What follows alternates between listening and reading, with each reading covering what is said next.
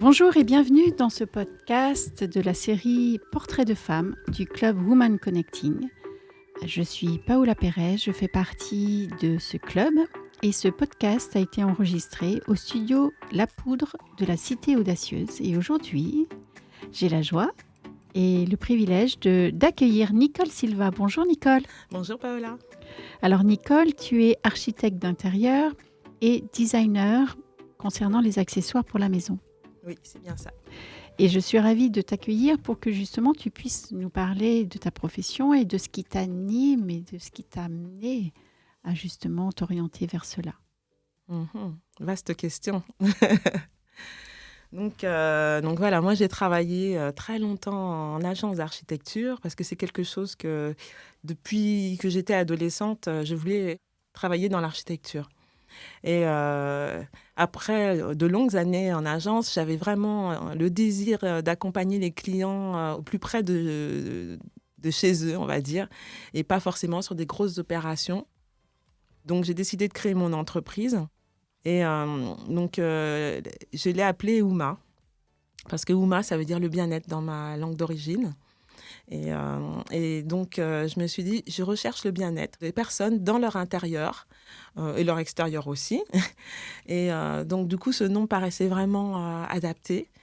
Et parce que je pense que notre intérieur, notre maison, c'est notre cocon. C'est là qu'on se repose, qu'on se ressource.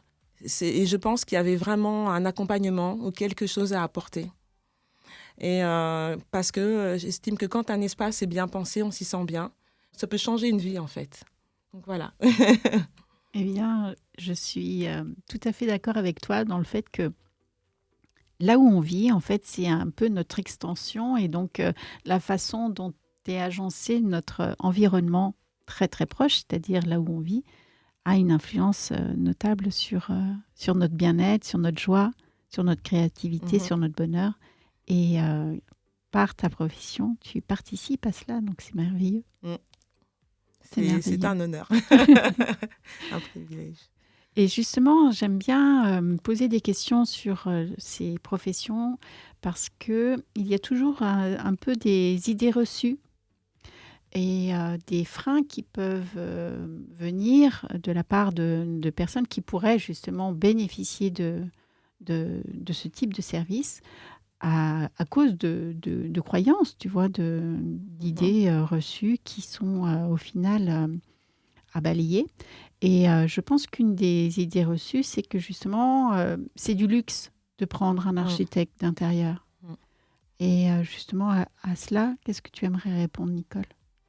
Alors, c'est du luxe. Alors, c'est vrai qu'on peut penser que c'est un luxe, mais en fait, il faut prendre la question à la source.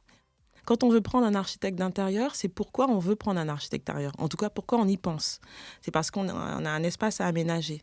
C'est parce qu'on veut le valoriser.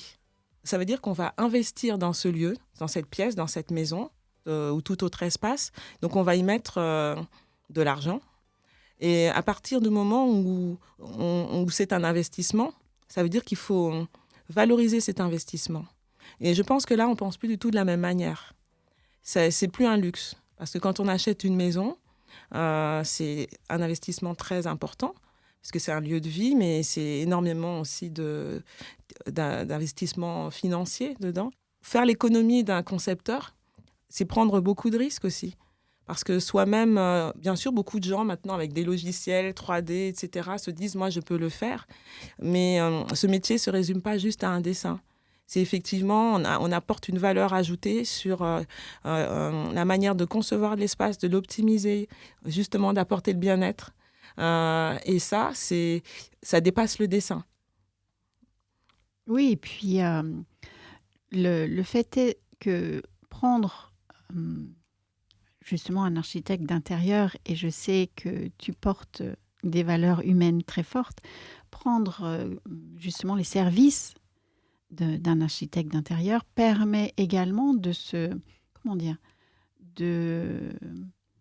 d'éviter de porter le poids des choix, le poids des sélections des entrepreneurs, justement, des personnes qui vont exécuter et qui vont participer à la mise en œuvre de ce beau projet, et également de tout ce qui est un choix orienté sur justement la personne, sur les projets, etc., concernant les accessoires, concernant les tissus, concernant peut-être même les couleurs, enfin Mhm. tout ce qui au final, quand c'est un entrepreneur qui le propose parce que c'est voilà, il dit oui, je peux vous conseiller, etc. Mais chacun son métier, je dirais. Mhm.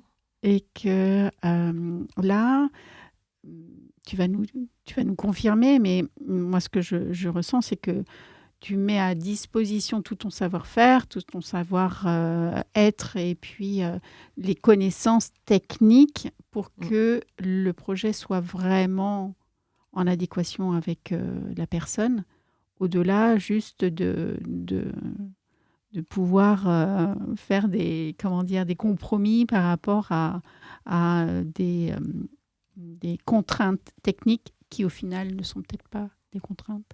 Mm. Tout à fait, tout à fait. Et effectivement, l'entrepreneur, qui est un partenaire direct du client et de l'architecte en réalité.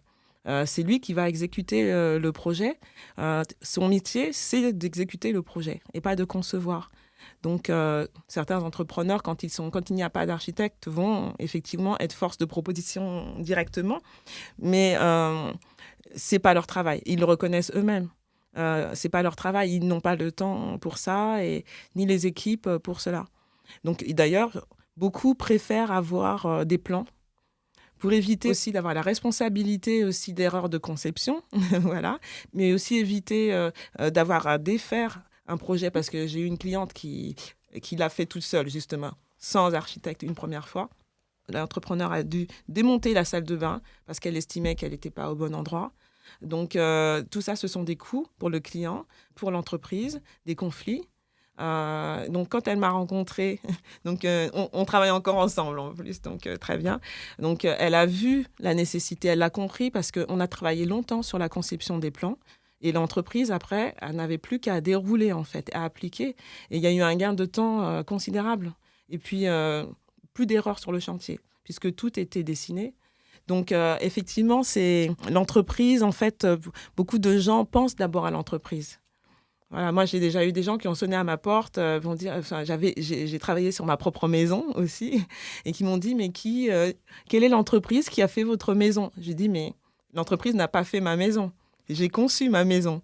Et donc voilà, donc c'est moi qui l'ai conçue. L'entreprise n'a fait qu'appliquer ce qu'il y avait sur les plans.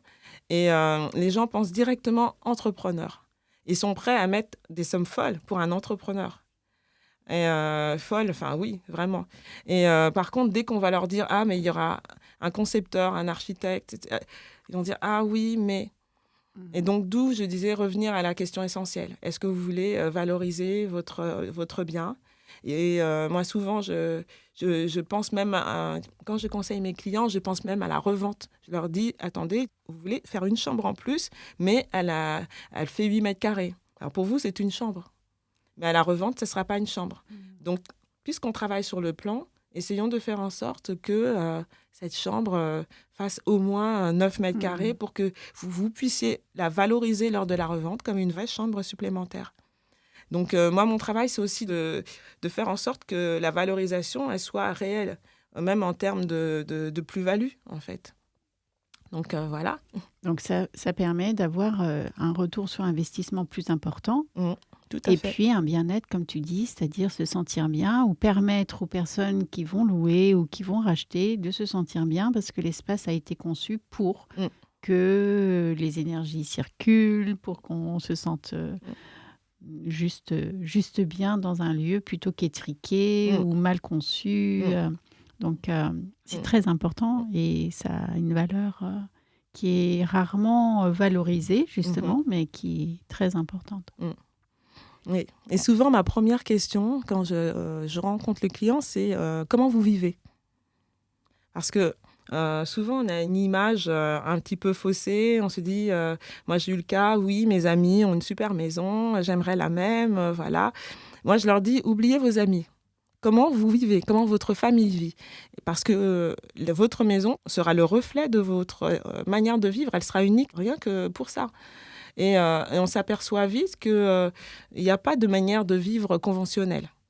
Je leur dis, vous vivez comme ça, voilà. Enfin, moi, j'ai eu des projets qui ne me paraissaient pas cohérents pour moi, mais qui répondaient complètement aux besoins des clients. Et 10 ans après, le client me dit, on est très heureux dans cette maison, qui pourtant, pour moi, n'est pas conventionnelle. Et j'en suis heureuse, en fait. Donc, il faut être rassuré sur sa manière de vivre, sur ses choix personnels. Si vous voulez que votre cuisine elle soit à l'autre bout de la maison, pas à côté du salon, ça vous regarde. Moi, je respecte beaucoup le choix du client. Après, il y a des choses, je les alerte quand même, je leur dis, voilà, attention. Ça peut ne pas être pratique, certaines choses au quotidien. Donc, il faut penser au côté pratique. Mais après ça, j'essaie toujours d'accompagner le client dans ce qu'il veut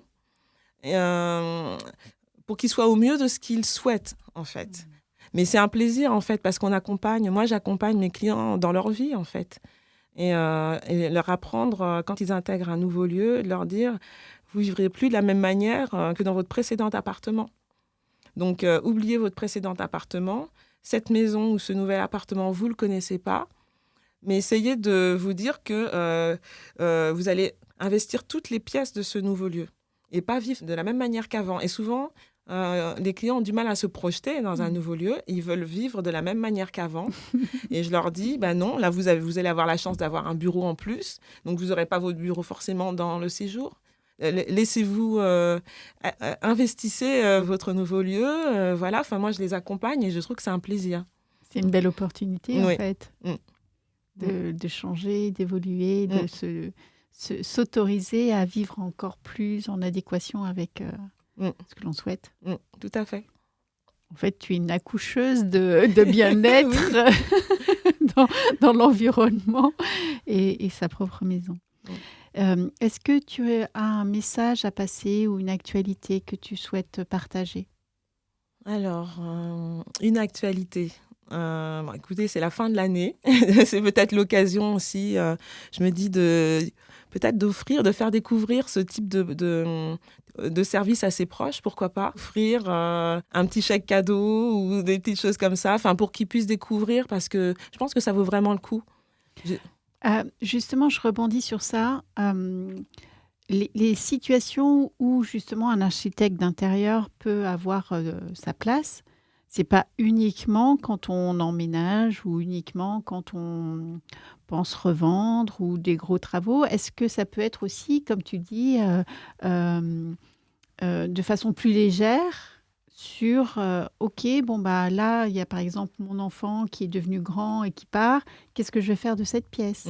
Tout à fait. Ou tiens, là, on va avoir un nouvel enfant. Comment on envisage sa venue et comment on réaménage sans que ça soit forcément des immenses travaux? Tout à fait, tout à fait. J'ai eu le cas cet été d'ailleurs. C'était une maison où il n'y avait pas d'immenses travaux, mais il fallait réutiliser les meubles existants et réaménager un nouvel espace avec les meubles existants. Et puis, on a besoin de conseils parfois. Moi, je fais du coaching. Donc voilà, pendant 1h30, 2 heures, selon le besoin, pour apporter un conseil pour de la couleur, pour de l'aménagement. Parfois, quand les clients souhaitent aller plus loin, effectivement, il y a des prestations de dessin, d'accompagnement plus poussées. Mais dans un premier temps, déjà rien que le coaching, il y a un petit compte-rendu derrière qui permet de pouvoir prendre en main soi-même son projet, ou alors de faire appel à moi pour la suite. Donc, effectivement, quand on a un enfant qui va arriver, c'est arrivé aussi. Souvent, les appartements parisiens ne sont pas très, très grands, donc on voudrait optimiser l'espace et on ne sait pas comment. Donc, on a besoin de conseils d'aménagement. Donc, une cuisine, bon, ça, c'est plutôt courant. Voilà. Un séjour aussi. Parfois, on a besoin... Parfois, il suffit juste de bouger quelques meubles et puis de mettre un petit peu de couleur et ça change tout. Donc, voilà, moi, j'accompagne aussi sur le choix du mobilier, si les clients le souhaitent. Ça peut être vraiment très varié, très ponctuel, en fait. Donc, effectivement, ce n'est pas que pour du gros travaux. Ah, super, super. Donc, ça peut être un cadeau pour soi ou pour Oui, les oui. autres? Il y a des petits, justement, il y a des chèques cadeaux, en fait, qui permettent aussi d'offrir à des amis, à sa famille, pour découvrir un petit peu ce type de prestations. Génial. Donc voilà. J'aimerais, que nous parlions d'une thématique, c'est que je sais que tu es, en plus d'être architecte intérieur, designer accessoire et je sais que derrière cela, il y a toute une histoire et notamment, hem, le mélange de cultures qui t'est cher. Est-ce que tu peux nous en dire plus? Tout d'abord, en fait, la création d'accessoires, ou de mobilier, enfin, c'est le prolongement de l'architecture. Beaucoup d'architectes, ont dessiné leur propre, mobilier parce que quand on conçoit un espace, on conçoit sa fonction et quand on rentre dans le projet, on dessine les meubles aussi. C'est un tout. Donc, pour moi, j'ai toujours conçu ce travail-là, en fait, en concevant effectivement les objets qui vont constituer cet espace. Donc ça, donc j'en suis qu'au début. Je souhaite aller plus loin. Et c'est vrai que j'ai eu l'opportunité, là, c'était du linge de lit, parce que j'ai fait une belle rencontre avec une couturière. Et je m'étais dit que j'aimerais bien concevoir du linge de lit et en tissu wax. Alors pourquoi? Parce que j'ai des origines africaines. Mais c'est vrai que ce tissu, moi j'ai vu ma mère s'habiller avec et tout, je trouve qu'il est formidable. Même si aujourd'hui, c'est vrai qu'il est plutôt connoté dans la mode, mais il arrive beaucoup aussi dans le mobilier, on le voit. Et je trouve que le mélange dans le mobilier, dans la maison, ça donne de très belles choses. Et, mais j'aime beaucoup le linge de lit, en fait. Et puis, je trouve que la chambre, c'est le lieu du repos, du ressourcement. J'aime, mon mari est hôtelier, donc j'aime les belles chambres. Et je trouve que ça donne aussi une note très élégante à la chambre. Donc, je m'étais dit, oui, j'aimerais beaucoup. Je cherchais une marque, en fait. Une belle marque. Comme dans ce milieu-là, on cherche des marques pour nos clients. Je n'ai pas trouvé. Il y a beaucoup de créateurs de linge de lit dans ce tissu-là. Mais je cherchais une belle marque et je n'en trouvais pas. Et j'ai rencontré une fois j'étais dans une boutique de décoration. Elles m'ont dit, bah, créez votre marque. Alors, c'est tombé comme ça dans une oreille, c'est ressorti par l'autre. Et puis, je me suis dit, bah, pourquoi pas. Et puis, j'ai fait cette rencontre sur un salon d'une femme qui faisait des housses de couette. Euh, et je trouvais qu'elle travaillait bien. Et donc, du coup, je lui ai dit, écoutez, moi, je cherche quelqu'un qui pourrait coudre pour moi.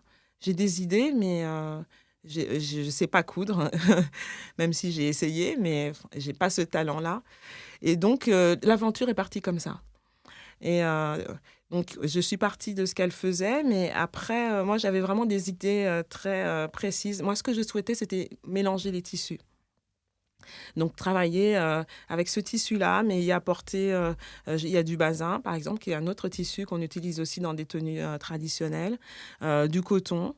Après, à terme, j'aimerais travailler avec d'autres matières. Moi, j'avais à cœur ce mélange des tissus et de travailler la finition. Parce que j'aime le beau linge. Et la France, c'est un pays où il y a du très beau linge, il y a de belles marques. Je me suis dit, j'ai grandi en France, j'aime ce beau linge, mais je veux aussi, parce que ça fait partie de moi aussi, apporter cette touche exotique. Donc, cette marque doit être le fruit de ce que je suis. Et donc, mélange des cultures, mélange des tissus, travail des finitions, entre guillemets, à la française. Il y a aussi très belles finitions africaines, hein, je ne dis pas le contraire, très belles broderies et tout. Il y a quelque chose d'extraordinaire à faire. Et moi, j'ai la tête qui fuse dans tous les sens. Et puis, ce que je suis, l'architecture d'intérieur, l'a travaillé aussi à travers ses créations. Pour moi, c'était faire ce mélange-là. Donc, les premières collections, il y a la collection Prestige qui a ce mélange de tissus. En fait, où on essaie de travailler les finitions. Là, il y a les coussins qui sont arrivés, qui commencent à arriver. Et sur les coussins, donc effectivement, des travails de finition. Et puis, le travail de l'architecture. Comment on place sa fermeture éclair. Ça, c'est l'architecture. Et je trouve que c'est vraiment l'aboutissement de ce que je suis aujourd'hui, en fait. Et c'est vraiment un plaisir de pouvoir le partager. Donc voilà, d'apporter à mes clients, parce que j'ai eu des clients pour qui j'ai conçu des espaces, qui ont pris des coussins aussi, et qui me disent, bah, on trouve ça nulle part. Donc moi, je suis très contente d'apporter cette petite touche. en plus. Et puis, je souhaite que cette marque aille encore plus loin dans le travail de finition. Super. Et justement, pour finir sur une touche un peu plus légère, dis-moi, Nicole, quel serait ton plat préféré? Sucré, salé et lequel? Et pourquoi? Oh. Alors moi, je suis plus salée que sucrée déjà. Ok. Donc, après, c'est vrai que c'est pas évident comme question.